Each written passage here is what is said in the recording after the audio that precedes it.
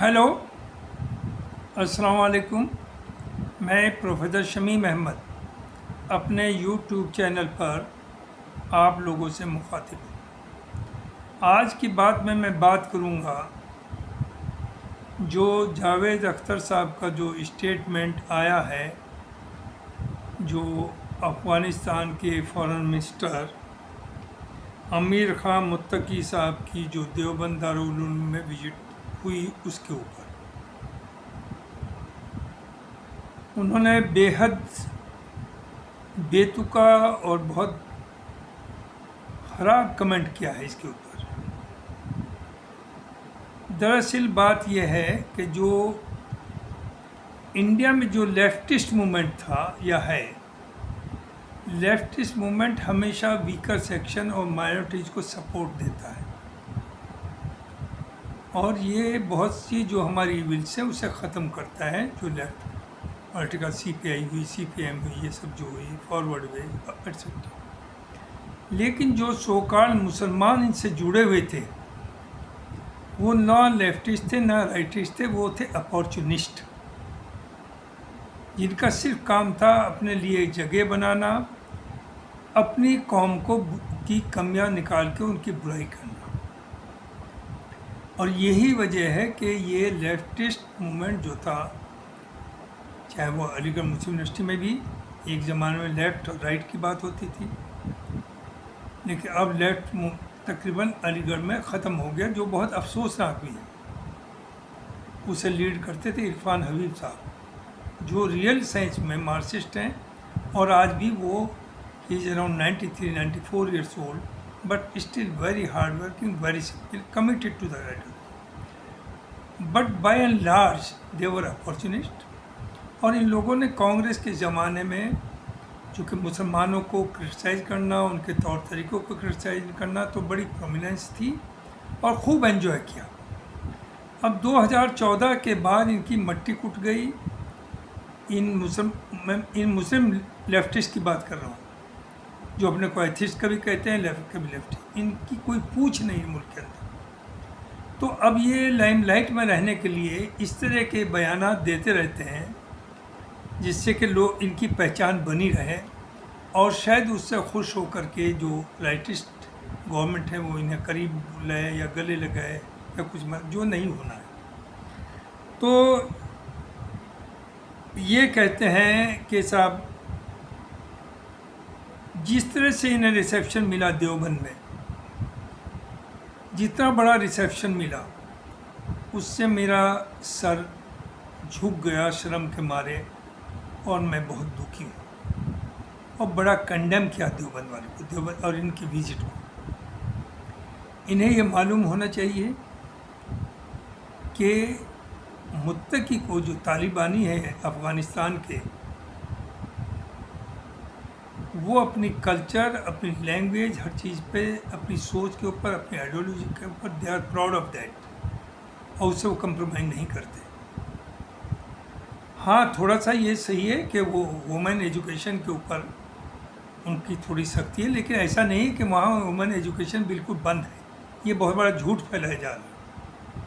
और 2021 में वो पावर में आए थे, तब से ना वो किसी को तंग कर रहे हैं, ना अपने यहाँ से वो टेररिज्म को बढ़ावा दे रहे हैं। यही वजह है कि हिंदुस्तान ने, चूँकि स्ट्रेटजिक पोजीशन है, तो वो जो इंडिया है अपने आप से नहीं आए हैं, उन्हें गवर्नमेंट ऑफ इंडिया ने इनवाइट किया है, बल्कि उन पर पाबंदी जी ट्रेवल करने की यूनाइटेड नेशंस की, वहाँ से परमिशन दिलवाई। इंडिया ने नो ऑब्जेक्शन दे करके, एप्लीकेशन दे के कि साहब हम उन्हें मुल्क में बुलाना चाहते हैं, और वहाँ से परमिशन मिल गई और वो आ गए। तो वो देवबंद वालों ने नहीं बुलाए, he is the state guest. और उनकी मुलाकात हो रही मिनिस्टर से, फॉरेन मिनिस्टर, अदर मिनिस्टर्स। और अभी जो आपके ऑर्गेनाइजेशन है बिजनेस कम्युनिटी की, उनसे एक बहुत बड़ी हुई चीज़ की, जहाँ उन्होंने इन्वेस्टमेंट की बात कही है और ये कहा कि हम आपको पूरा प्रोटेक्शन देंगे, हर तरह की सपोर्ट देंगे, वी विल वेलकम यू, आप वहाँ आइए और इन्वेस्ट करिए और काम करिए। और बहुत बड़े बड़े बिजनेसमैन तैयार हो गए, they are giving the opportunity. और उन्होंने ये भी कहा कि हमने अपनी धरती से कोई भी ऐसी एक्टिविटी नहीं होने देंगे जहाँ से इंडिया के खिलाफ कोई बात उठे, कोई हरकत हो। तो इससे बड़ी बात क्या है?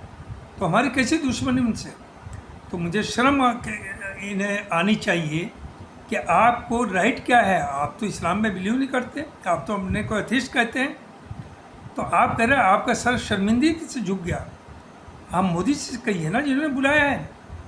आप जयशंकर जी से कहिए, जिन्होंने उनके साथ मीटिंग्स की हैं, जिन्हें डिफरेंट जगहों पे, और वो बगैर गवर्नमेंट की परमिशन के देवबंद नहीं गए। सर्टेनली देवबंद एक दुनिया का सबसे बड़ा, वन ऑफ द बिगेस्ट कहिए, एक रिलीजियस इंस्टीट्यूशन है जिसे दारुल उलूम कहते हैं। और अफ़गानिस्तान हो, इवन अरब कंट्रीज़ के काफ़ी लोग वहाँ से पढ़ कर के गए हैं। तो ज़ाहिर है उन्हें उससे लगाव है। उन्होंने कहा कि अफ़गानिस्तान में भी हमने इनसे सीख कर के एक बहुत बड़ा मदरसा बनाया है, और हमारे यहाँ ज़्यादातर लोग यहीं के पढ़े हुए हैं, और हम चाहते हैं कि वो एक्सचेंज होता रहे। और आप कह रहे हैं आप शर्मिंदा हैं, आपका सर झुका जा रहा है। और अफसोस की बात ये, उसी देवबंद ने मोहन भागवत जी को, जो आरएसएस के चीफ हैं, उन्हें भी इनवाइट किया था। उसके ऊपर जावेद अख्तर साहब आज तक नहीं बोले, चूँकि आपको तो डर है बीजेपी आरएसएस का। आप तो जो करते हैं उन्हें खुश करने के लिए करते हैं। तो ना तो उन्होंने, जब मोहन भागवत जी ने विजिट किया, तो वो एक मेहमान नवाजी है। आपस में मिलना जुलना, चाहे आपकी आइडियोलॉजी कुछ भी हो, तो आपस में मिलना जुलना चाहिए। और मेहमान नवाजी सबसे बड़ी चीज़ है। उन्होंने एंडोर्स नहीं कर दिया देवबंद वालों ने उनकी मनुस्मृति को। वो उनका अपना तरीका है, उनका रिलीजन का पार्ट है। They have nothing to do. Deoband वाले ये नहीं कह सकते इसे हटाइए, ये गलत है, ये सही है। तो आपने उस वक्त तो कुछ नहीं बोला है, और आज मुत्तकी वहाँ गए तो सिर्फ to gain popularity within the majority community आप ये हरकतें कर रहे हैं। You don't have any right. Thank you very much. ये मुझे कहना था कि हम इन कंट्रोवर्सीज में ना पड़े। और वो जो मेहमान थे, और अब आपको ये भी पता है कि आपस के रिलेशनशिप भी अपग्रेड हो रहे हैं, आना जाना भी है। तो गवर्नमेंट ऑफ इंडिया इतनी नासमझ नहीं है।